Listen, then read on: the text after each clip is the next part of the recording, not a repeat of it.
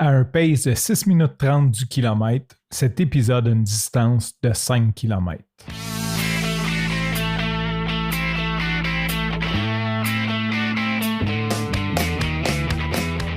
Après 4 ans d'absence, je suis de retour avec Coach Bill pour la saison 2 du podcast Coureur.ie. Dans cette saison, on veut rendre accessible le monde de la course à pied par des discussions entre nous et divers acteurs du milieu. Notre mission, vous accompagner à vous mettre ou vous remettre en forme grâce à la course à pied.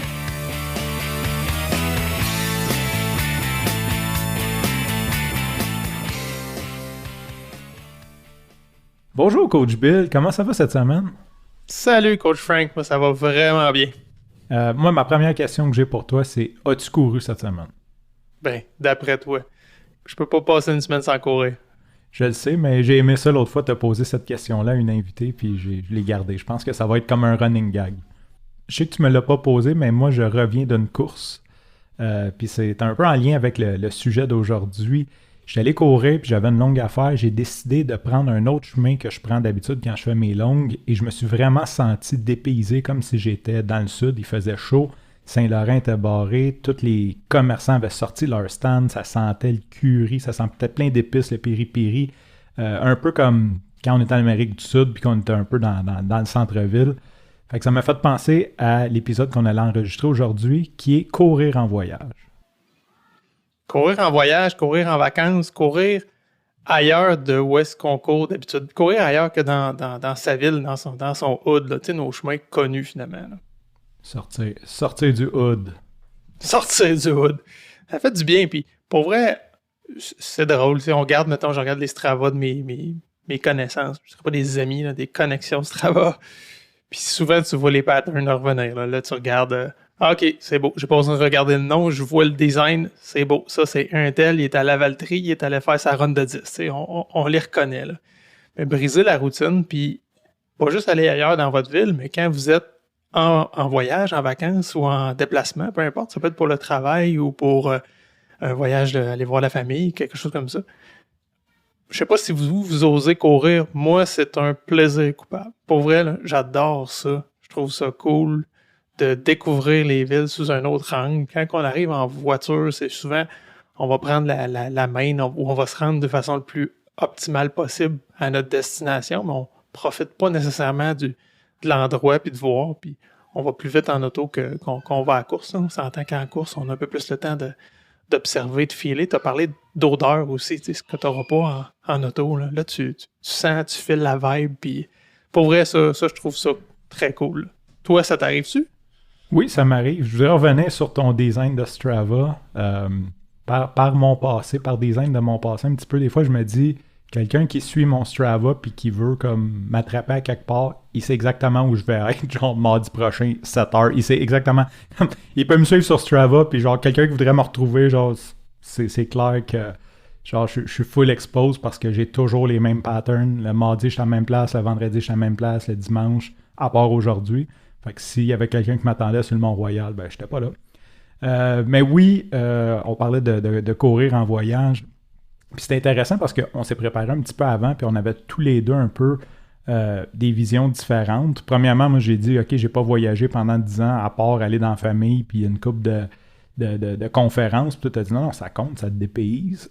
Mais le vrai en vacances, ce que je pourrais dire, c'est que j'ai aucun problème, moi, à prendre une semaine de vacances de course. Fait que souvent, quand je fais faire mon programme par mon entraîneur, je dis, écoute, les semaines de la construction, je cours pas. Semaine de Noël, je cours pas. J'ai une semaine de vacances prévues là, je courrai pas. Fait que ça me donne... d'ailleurs, peut-être je pourrais en parler. Ce repos-là, quand je reviens, je me sens comme vraiment fresh. Tu sais, c'est... On dirait, là, des fois, je pars, là, je suis fatigué, tout est dur, puis quand je reviens après une semaine, fait que souvent, à base, j'ai pas cette habitude-là. Et j'ai eu des enfants dans les 10 dernières années qui fait que... Puis il y a eu une pandémie de 3 ans qui fait que j'ai pas voyagé... tu sais, comme pour aller à Punta Cana, mettons, là, pour genre juste chiller, là, c'est pas arrivé dans les 10 dernières années, ça m'est arrivé cette année. Ça faisait grosso modo 10 ans que j'avais pas voyagé. J'étais là en Colombie, puis c'est là que j'ai découvert le plaisir de courir à l'extérieur, en voyage. C'était une découverte pour moi comme mémorable. Genre. Puis t'es arrivé en Colombie, tu t'es allé En ville, comment tu as défini ton trajet, puis qu'est-ce qui t'a donné le goût d'aller courir là-bas? OK, premièrement, ce qui m'a donné le goût, c'est que j'avais un programme, puis je voulais suivre mon programme, je voulais pas nécessairement lâcher le programme, mais aussi, je voulais en profiter pour justement aller courir, voir d'autres places. Puis ce que j'ai découvert, c'est que ça m'a permis d'aller à des places que je serais jamais allé. J'aurais jamais pris un avant-midi pour aller voir un quartier, tel quartier, tu sais, où je serais passé, je suis en taxi, ou peu importe, mais je n'aurais pas pris le temps. Tandis que là, c'est un peu comme voyager gratuitement dans le sens que, bon, mais je vais faire mon entraînement, je fais, mettons, je sais pas, 14 km, fait que je vais aller me promener d'un rayon de 6-7 km alentour. Puis là, ben, je découvre des spots que je pense même les locaux ne connaissent pas. Puis là, ben, justement, je pense que j'en ai parlé l'autre jour, j'ai fait une découverte, je me suis fait un ami en courant, un Québécois qui courait, parce que d'ailleurs, on dit que la course c'est un sport universel, mais en Colombie, ça semble pas être ça semble être plus, quand tu cours, tu te pousses de la police, genre. Super préjugé, là, mais... C'est une autre culture. Ouais, c'est une autre culture. Tu sais, les gens, il y a vraiment des gens qui étaient gentils, qui me disaient, genre, t'es-tu correct, veux-tu un lift? J'étais comme, non, regarde, j'ai des gears de course, là, je m'entraîne, là, c'est mon workout, tu sais, mais... fait que, c'est ça, je suppose que je m'en allais avec ça, mais j'ai vraiment découvert ce plaisir-là de voir du pays que j'aurais pas vu sinon. Puis vu que j'ai fait comme 4 courses dans ma semaine, ben, ça m'a permis de voir 4 quartiers différents. Puis là, c'était drôle parce que je demandais, tu sais, je m'étais comme fait des amis là-bas. Puis là, je suis comme, hey, je vais où demain? Puis là, il me dit, va là-bas, va là-bas. Fait que là, j'étais comme, OK. Puis là, je revenais le soir, il était comme, puis t'es-tu allé? J'étais là, ouais, c'est nice. Puis, fait que c'est ça. Fait que j'ai vraiment aimé ce côté-là. Puis je pense que tu voulais peut-être parler un peu des gears du côté minimaliste. Ben oui, puis je vais te parler de mon expérience aussi. Moi, peu importe quand je quitte la maison pour la nuit là, ou pour une journée, non, on s'entend, là, je suis pas assez freaked out pour ça. Là. À part si je sais que je m'envoie chez un coureur, mes souliers vont être dans la voiture. Au cas que peut-être qu'il me dirait hey, ça te tente-tu, on va en faire une petite, la réponse va être oui. Mais sinon, là, je dirais que 90%. Aller coucher, je suis une amie de fille. Ouais, c'est ça. J'aime pas un brosse à dents, j'amène mes souliers de course. Bon, que veux-tu? Mais dès que je découche de la maison, c'est presque certain, 90% du temps, mes souliers de course vont être une paire. Si ma blonde m'écoute, elle va dire c'est pas vrai, il en amène 3. Mais mettons, on va se limiter à une. Je vais amener une paire de souliers, une paire de shorts, un t-shirt de course. Puis that's it. Je peux aller courir. Ma montre, évidemment, je l'ai toujours sur moi de toute façon. Fait que je pars, je vais courir. Puis si je vais pas, ben no big deal. J'ai pas amené une poche de hockey finalement pour traîner une poche de hockey pour rien parce que finalement je suis pas allé puis ça n'a pas donné. J'ai traîné tout le temps en me disant écoute, si ça allait arriver, tant mieux, j'aurai ce qu'il faut puis je vais profiter du moment. Là. C'est cool que tu dises ça parce que les chaussures, quand j'allais en Colombie, je voulais vraiment voyager minimal. Puis j'ai amené une paire. Genre. Fait que j'ai amené une belle paire de chaussures de course qui sentaient bon au début de la semaine.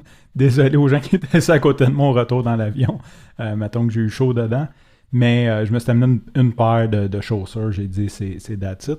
Puis je voulais parler aussi que c'est peut-être un service qu'on connaît moins, mais en Colombie, à l'hôtel, il avait mon linge puis il me chargeait à livre. Fait que ça, c'était vraiment super cool parce que la première journée, j'ai fait ça un peu comme un détenu, genre. Là, j'ai lavé ça dans le lavabo avec du savon à main puis je l'ai accroché. C'était comme un peu du trouble. Puis là, à un moment donné, j'ai demandé à l'hôtel, je me disais, il dit pas de trouble. Elle dit, on te charge à la livre. Fait que t'amènes ton linge, ta poche de linge sale, elle la pèse, puis pas trop, coûtait 3-4 piastres, quelque chose comme ça. Puis il me l'avait. Bon, c'est sûr que j'ai un petit côté freak sur mes vêtements de course. J'aime pas ça qu'on les mette à la sécheuse. Là. Il était comme... C'est comme j'avais pas le contrôle là-dessus. Mais c'est ça. C'est quand même, c'était intéressant de voir qu'il y a quand même des solutions pour se laver. Parce que moi, c'était un de mes concerns. Des fois, je dis, OK, mais je m'en vais quelque part 3 jours. Comment je vais laver mes vêtements? M'as-tu ramené des vêtements dans une valise qui sont... Parce que moi, je sue beaucoup. Surtout quand je cours, là. Fait que surtout en Amérique du Sud, mettons que toutes les conditions sont là pour que ça pue. Puis c'est cool. Tu vois, je savais pas non plus. Puis je pense que c'est ce qui est intéressant à savoir, d'enlever tous les bloquants. C'est facile de dire ouais, je pourrais pas me laver, je pourrais pas mon linge. Mais tu vois, le service de buanderie, j'y aurais pas pensé. Ce qui me fait penser que généralement, la plupart des concierges dans les hôtels, si vous allez les voir, ils en ont des runs prédéfinis. Là. Hey, je veux courir où je vais. Puis c'était à Ottawa, à un moment donné, il y avait carrément des parcours d'imprimés.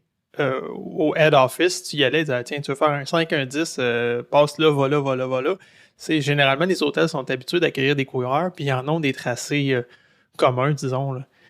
Sinon, moi, ce que je fais, un petit truc, j'utilise la heatmap de Strava. Strava a une heatmap qui existe, va avoir la vôtre, vraiment là, partout où vous êtes passé. J'y reviendrai.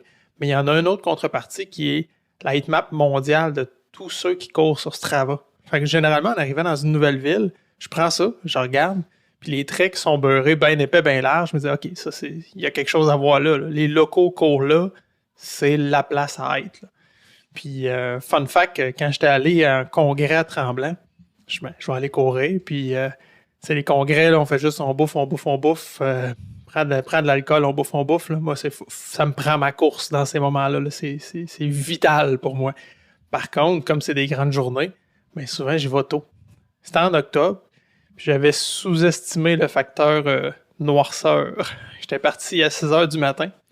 J'ai pris mon Strava Heatmap. Je me trouve une trace qui peut pas être plus foncée. Là. Je pense qu'on a atteint le maximum. Là. Je dis, OK, je vais aller là. Pour me rendre compte que j'étais sur le petit train du Nord, carrément. Je dis, ben oui, j'ai même pas pensé, mais je dis, OK, ça fait du sens. Et pendant que je courais là, je voyais, mais fuck all devant moi. 4 pieds, pas plus. Puis, je suis arrivé à un endroit où il y a un coureur qui s'en venait face à moi. Puis, pour vrai, là, on s'est vu, puis on s'est évité. On était rendu à 6 pieds un de l'autre tellement qu'il faisait noir. Fait que, prenant en compte la luminosité aussi, mais ça, il n'y a pas encore de référence sur Strava pour les lampadaires, mais au moins, ça aide pour trouver des places cool pour courir. Là. Une frontale est de mise. Je suis jaloux que tu aies parlé du heatmap parce que je l'ai découvert hier. En fait, en 2015 à peu près, 2016, j'ai connu Strava là, il y a quelques années, je sais pas, 2017, peu importe. J'avais été voir le plan d'affaires de Strava, puis ils disaient que leur modèle de monétisation, c'est de vendre des heatmaps aux villes pour le développement durable.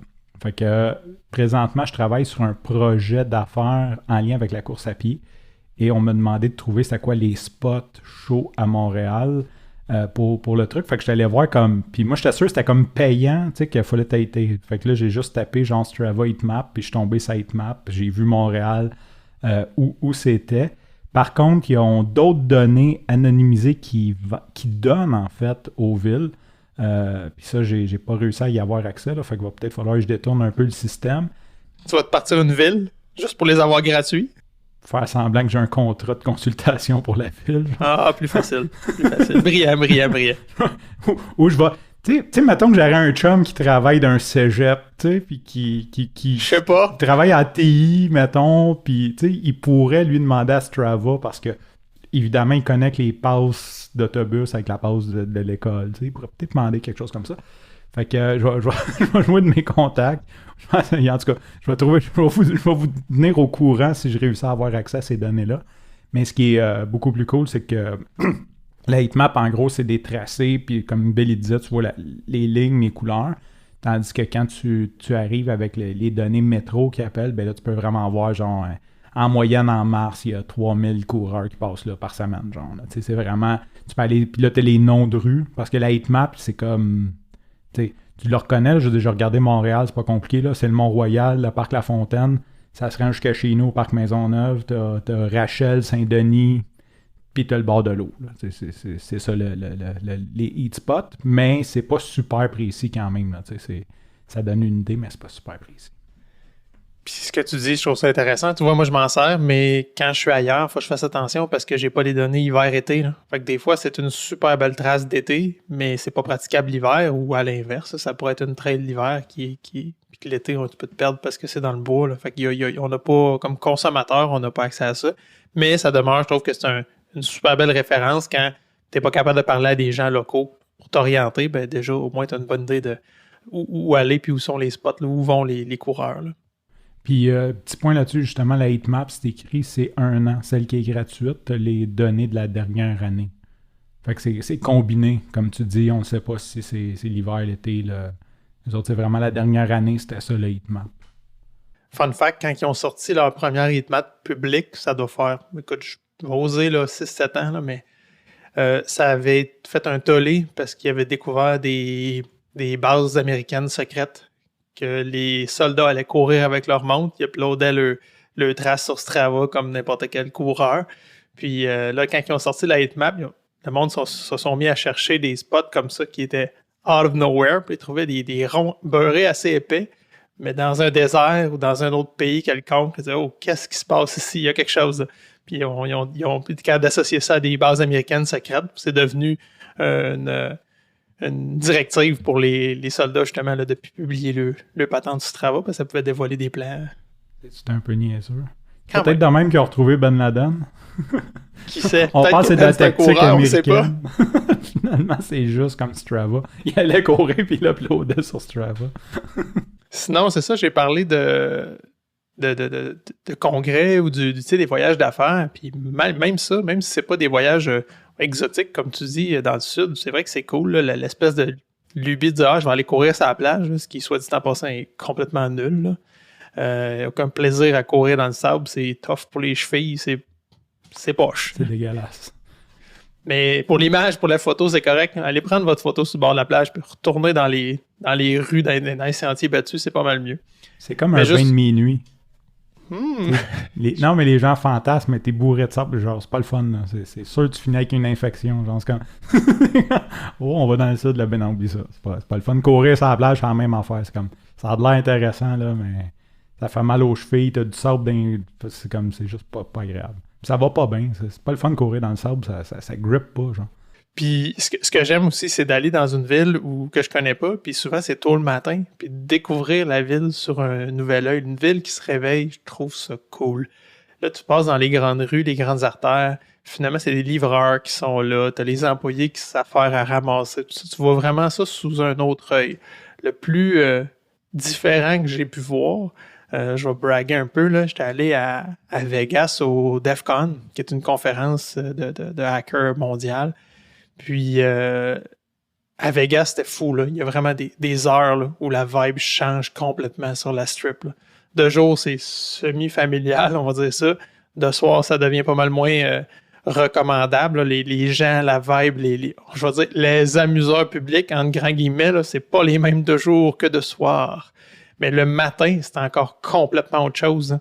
La vie est différente, puis tu vois une facette finalement de la ville qui est autre, qui est pas celle que tu peux voir dans le jour quand c'est plus orchestré, puis qu'il y a des commerces d'ouvert finalement. Là. Je vais rebondir là-dessus, là. Sincèrement, c'est une des choses qui m'a fait triper parce que surtout dans le sud, je veux dire, pas, il fait chaud, fait que t'es mieux d'y aller le plus tôt possible. Puis c'est ça, je voyais vraiment l'élever, mais même local, j'aime ça.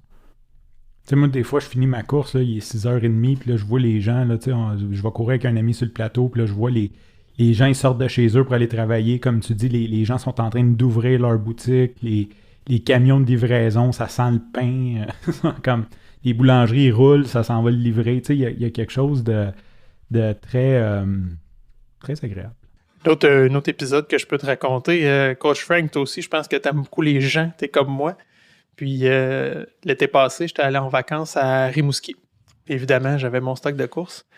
Je suis sur 10-12 groupes de courses, là, Facebook, whatever, tu sais. Puis il y a un gars qui publie beaucoup, là, qui est assez présent, puis il partage beaucoup avec tout le monde. Il me dit « Hey, il reste à Rimouski. M'allez courir avec. » Le gars, je le connais pas pantoute. On se connaît de l'Internet, si on veut. Là, on like nos courses sur Strava, mais c'est le plus proche qu'on est d'être des amis.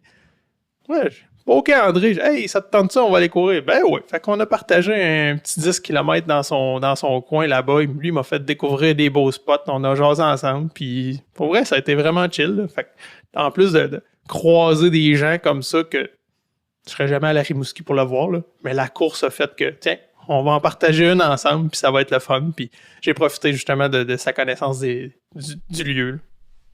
Mais j'en ai profité, pas en voyage, mais j'ai souvent profité de la course pour rencontrer des gens. Fait que ça, c'est cool. Tu sais, comme quand tu rencontres quelqu'un, puis tu as envie de faire une connexion. Puis, je sais qu'on sort du sujet, là, mais puis tu vois que la personne court. Tu sais, souvent, je dis, hey, on pourrait aller courir ensemble. Puis, ça donne aussi beaucoup plus de place à discuter quand tu fais une activité que, mettons, on va aller souper. Puis, t'es comme obligé, c'est comme un peu awkward, tu connais pas personne, tu manges, tu sais. Tandis que quand tu cours, c'est comme après 5 minutes, tu sues toi et deux, puis c'est comme OK. On dirait que toute l'inhibition s'en va, là. On peut vraiment avoir une conversation, genre d'humain à humain. On est deux coureurs qui whatever, puis on jase ensemble. J'ai le goût de te dire, là, ça fait pas partie du sujet non plus, là, mais je trouve que courir à deux, c'est le fun, puis t'es vraiment pas obligé de te parler. Là. Des fois, si je me rends compte que tu cours avec quelqu'un, tu jases un peu. Après ça, tu peux être 20 minutes, il n'y a pas un mot qui se dit. Il y a quand même une connexion qui est là, tu cours ensemble, tu es en symbiose, hein, parce que souvent les cadences vont s'adapter. Tu es avec quelqu'un, tu vis un moment, puis c'est cool. Là. Je dois trop parler, moi je pense pas que ça m'est jamais arrivé. Tu tolères pas le silence. Je l'air pas. Je suis un podcasteur. Moi. Si tu viens avec moi, c'est un épisode de podcast. Genre. Tu vois une autre shot où c'était que je peux te raconter qui était quand même, je vais dire plus une opportunité, là, c'était pas un voyage, là, mais c'était pendant la pandémie où c'était très très limité dans les hôpitaux. Puis on avait un rendez-vous, on n'est pas de Montréal, on est de Trois-Rivières, on avait un rendez-vous à Sainte-Justine pour ma fille. Puis c'est un parent qui pouvait rentrer dans l'hôpital seulement. C'est un rendez-vous qui était long, là. C'était un genre de 4 heures à peu près. Là. Je dis, écoutez les filles, moi je vais y aller avec vous autres pareil. Ma blonde voulait tenir à y aller. Je dis, parfait, vas-y. Tant qu'elle restait assise dans le char, tout était fermé, là. On pouvait pas aller dans les restos, je pouvais pas rien faire de toute manière. Je vais en profiter. Je vais aller courir. Je suis parti de Sainte-Justine. Je dis, tiens, on va aller voir ça, c'est quoi? Camillien Hood que vous appelez? Oh boy! Moi, je prends Homestead. J'ai fait un saut. Pas pire dénivelé, hein? Pas pire dénivelé. Je la regardais, puis OK, elle finit dessus. Non. Mais ça a été un bon training. Puis j'avoue que j'ai eu la récompense rendue en haut, là, avec le lac. Là. Je fais comme, wow, j'avais jamais vu ça. Puis je l'ai découvert comme ça après l'effort de la côte. Là. Ça a été un beau reward. Là. C'est drôle parce que quand tu arrives au lac, il reste encore un bout, tu sais. Puis à un moment donné, il y avait 2 coureurs, puis je les dépassais. Puis là, la fille a dit « Ah, on est arrivé au sommet. » Je dis « Non, il reste 1.4 encore. » Tu sais, c'est comme tu voyais qu'il débutait, genre, puis il parlait avec un accent français, fait que sûrement qu'il venait d'arriver, fait qu'il était sûr qu'il était au sommet quand ils sont arrivés au lac. Non, il reste encore 1.4 avant le chalet. T'es pas rendu. Quand j'ai continué, finalement, au sortir du Mont-Royal, tu sais, dans mon coin, j'ai quand même développé une habitude d'estimer mes distances. À Trois-Rivières, pour vrai, je peux aller n'importe où. Si tu me dis, on fait une course de 7, c'est beau. J'ai pas besoin de la tracer sur Strava, avant. Je sais où aller, puis OK, on va virer là. On va arriver pas mal dans le range qu'on s'était donné. Là. Quand je suis ailleurs, j'ai pas ces repères-là. Puis souvent, ça fait que soit que je me perds ou j'étire la patente. Je pars pour 10, puis finalement, c'est 13, 14 parce que la rue que j'ai pris pensant que je pouvais me rendre, elle débouche pas. Fait que c'est ça. On découvre des petits coins peut-être un peu moins glamour ou moins fréquentés, disons, mais ça fait partie de l'expérience. Moi, j'ai un truc. Je prends la moitié. Si je veux faire un 10 à 5, je reviens d'abord. Tu t'en vas straight, une ligne. Une ligne. Moi, je fais juste une ligne, puis je reviens. Mais effectivement, parce que je suis peut-être moins discipliné que toi, fait que je fais pas mes tracés sur Strava. Fait que souvent, ça va jouer dans mes choix de chemin, comme parce que je pars un peu à nowhere quand je connais pas le spot. Fait que je me dis, OK, faut... Aussi, j'essaie de me donner des repères. Tu sais, au garage, il faut que je tourne à gauche, parce que quand tu reviens, il est l'autre bord, le garage. Là, tu peux te ramasser totalement à la mauvaise place.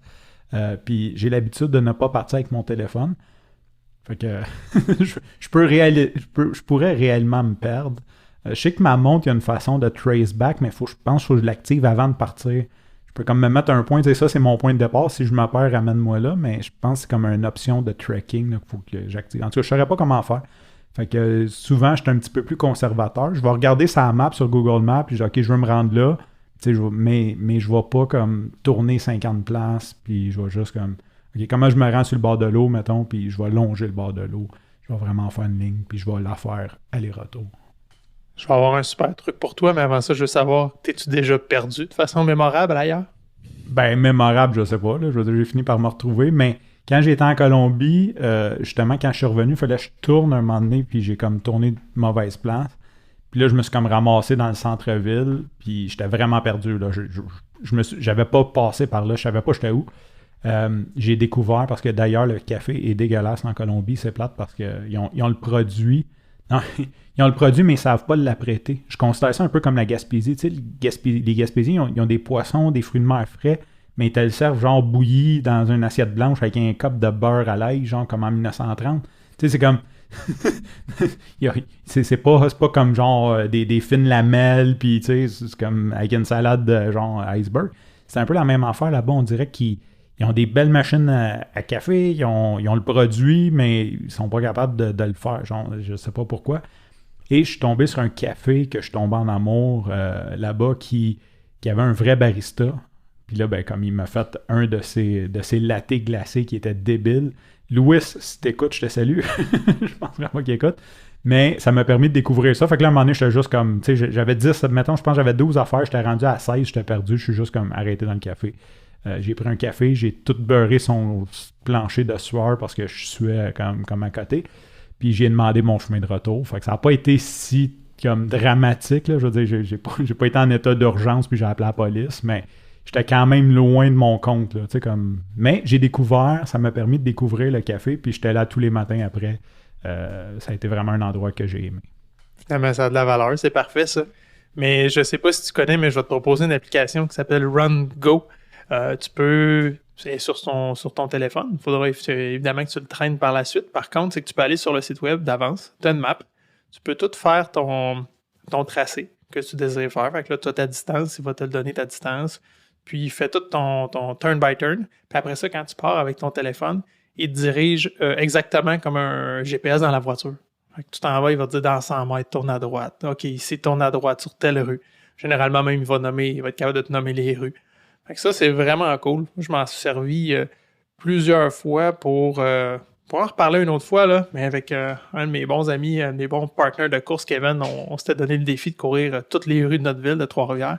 Ça a été super utile parce qu'on prévoyait nos trajets pour, à un moment donné, les optimiser. Pas juste partir à peu près puis essayer de faire des rues, parce que c'est ça. À un moment donné, quand on est dans un quartier, on dit OK, on va le faire, puis on reviendra pas. Hein? Fait que ça a été cool, parce que ça nous permettait d'optimiser sur plan. Puis après ça, ben, on exécutait le plan dans le champ, dans les rues.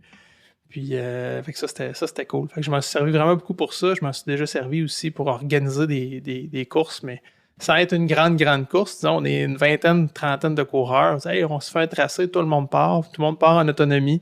Mettez-vous ça dans les oreilles, suivez le tracé, puis that's it. Là. Fait que des fois, quand tu es ailleurs, ça peut être cool. Tu pars, tu prévois ton tracé, puis ça va te diriger tout au long. Tu sais, on l'a dit, je pense, dans l'épisode de présentation, toi, t'es pertinent, puis moi, je suis là pour le fun. Ça me semble être comme un devoir. Je suis comme vraiment poche, là. Mais tu me dis ça, puis c'est comme si mon professeur de 6e année me disait de faire des devoirs de français. J'ai comme zéro le goût de m'asseoir et de planifier ma course du lendemain. Mais je sais, je peux le faire dans ma montre aussi. La Sunto, là, je peux aller sur le site, puis comme c'est sûr qu'elle n'a pas le GPS comme les rues, mais elle va me dire, genre, comme elle va me donner avec l'aiguille, genre, quand tourner. Je vais voir comme où tourner, puis tout, mais paresse. Je vais télécharger. Exporte-moi là en GPX, moi, téléchargé dans ma montre. OK, fait que là, maintenant, j'ai l'audio de faire tes trajets, c'est ça? Ouais, exactement. Okay, c'est tout le pertinent. Cool. Cool, ouais, c'est ça. Ça vient avec le libellé. Non, mais oui, je vais m'en servir. Définitivement, je vais faire ça quand je vais me... Non, je vais me perdre. Ça. Je vais trouver des cafés. Oui, c'est ça. Si tu veux rencontrer des Lois. Ben, c'est cool quand même qu'on parle de ça présentement parce que c'est la fin de l'été. Le temps qu'on diffuse, là, ça va être début septembre, mi-septembre. Fait que sûrement qu'il y a bien des gens qui vont prévoir leur voyage d'hiver. Fait que ça peut être intéressant de prévoir ça. Tu me fais penser, tu sais, prévoir des voyages d'hiver. Là, on a parlé de toutes les courses ad hoc, mais je sais que moi, j'ai jamais fait, mais je sais qu'il y en a qui font soit des voyages spécifiques pour aller à un événement de course à l'étranger et dire je vais aller courir, ben OK, on marathon de Boston, New York, etc. Mais je connais des gens qui... j'ai un des athlètes que je coach récemment, il y avait un voyage en France.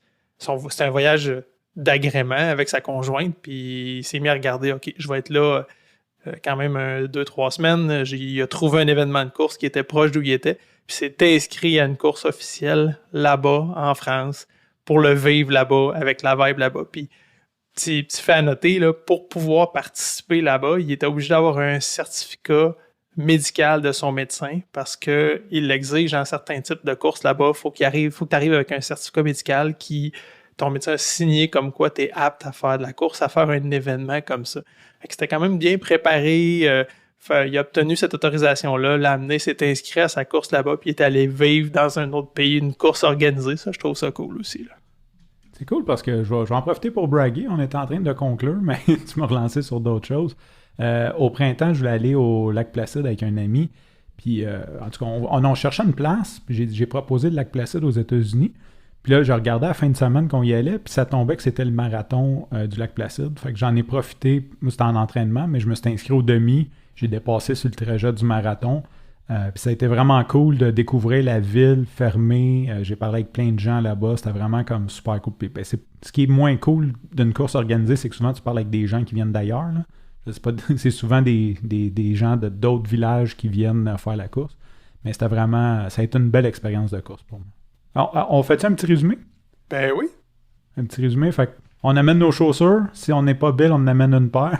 Si t'es Frank, tu mets une paire, puis tu prends la même pour aller dans une belle soirée versus courir la plage, genre comme... Puis si t'es Bill, ben tu traînes 4 paires de chaussures, puis tu payes l'extra dans l'avion pour avoir une valise. Check-in. Osez les amener, vos souliers, finalement. Puis sérieux, si l'occasion se présente pas, tant pis, c'est pas grave. Mais si vous avez une occasion qui se présente, puis je reprends ce que Coach Frank nous a dit tantôt, il y a des services de buanderie partout. Puis sinon, vous mettez ça dans un sac. Puis ça chline gros retour. C'est pas grave. Soigne ça dans la laveuse à l'eau chaude. Puis ça va le faire. Avec ben du vinaigre. Oh, vinaigre. OK, ça sera vinaigre, pour un autre ouais, épisode des Tips and Tricks. Peut-être qu'on devrait faire des épisodes Tips and Tricks.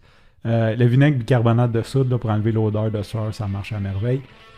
Fait que ça, on utilise Heatmap Run Go, l'application Run Go pour prévoir ses trajets, le Heatmap de Strava.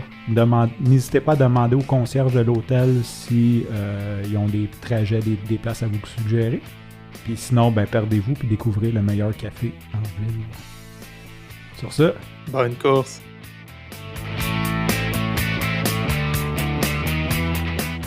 Ici Coach Frank. Avant de vous quitter, si vous avez aimé cet épisode, une bonne façon de nous aider, c'est de partager cet épisode avec un ami. Bien sûr, vous inscrire au podcast, nous laisser un review 5 étoiles et un commentaire sur Apple Podcasts ou Spotify serait énormément apprécié. Hey guys, like and subscribe.